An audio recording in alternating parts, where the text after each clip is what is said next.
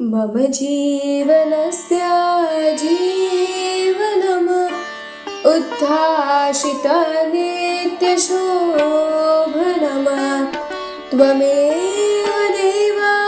त्वमेव सर्वम् हृदि स्थिते सदा धारणम् हे कृष्ण हे माधव हे